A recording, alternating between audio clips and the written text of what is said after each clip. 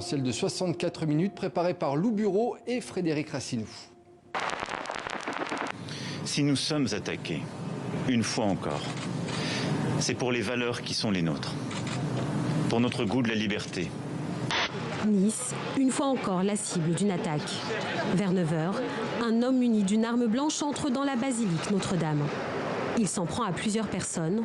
3 sont tués, un homme et 2 femmes, et plusieurs autres blessés. Très concrètement, j'attends qu'on sorte des lois de la paix pour pouvoir mener la guerre. En 2015, des groupes terroristes ont envoyé des missionnaires, je dirais, ou des gens qui avaient été formés chez eux pour mener donc des actions terribles sur le territoire. Mais il y avait une ambiance qui n'était pas celle d'aujourd'hui. Aujourd'hui, je n'ai pas peur de dire que nous sommes dans une ambiance insurrectionnelle. Il y a une tentative de mettre la France en otage et de la prendre en otage par rapport à ces musulmans. Nous ne retomberons pas dans ce piège-là. On écrit dans la Constitution que le nombre de mandats est limité à 2. Pourquoi veut-on faire un 3e mandat? On a vu un Gbagbo clairement ancré dans la ligne de l'opposition.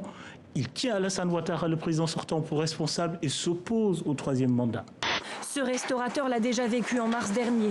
Il installe sa terrasse pour la dernière fois avant plusieurs semaines. Il a déjà perdu un quart de son chiffre d'affaires cette année. L'impact de ce confinement, c'est entre 50 et 75 milliards d'euros, c'est pas une paille. Et derrière les chiffres, il y a des commerçants qui vont tirer leur rideau. Il y a des conséquences sociales énormes. Quand on va dans un supermarché et qu'on voit des pommes emballées dans du plastique individuel ou des fruits issus de l'agriculture biologique qui sont dans des barquettes en plastique, c'est complètement aberrant, c'est inutile et aberrant. Donc il y a des choses qu'on peut changer sans pour autant bouleverser complètement notre vie. Je sors une feuille, on va faire une dictée. Dictée du soir. Je sais, il est tard, on va faire une dictée quand même. Tu as écrit, chérie. Nous écoutâmes le discours de Monsieur le Président ce soir et nous fûmes surpris. Quand nous voyâmes que le Président ne parlut pas des humoristes.